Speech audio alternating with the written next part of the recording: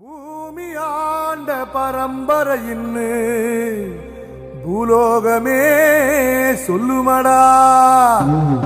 வீர ரோஷம் ரெண்டு எங்க பரம்பரை சொத்து கேளுங்கடா. நெல்லு போல பாசத்தை தான் நாங்க விதப்போம்.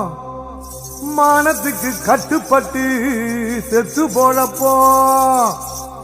வேலு கம்பு வீச்சருவா எங்க சாமிடா. எங்க குலசாமி போல வேற காமிடா. கள்ளமில்லா கள்ளர்குல கதைகள் நூறுடா. முக்குலத்தி தேவர்களும் எங்க உறவுடா.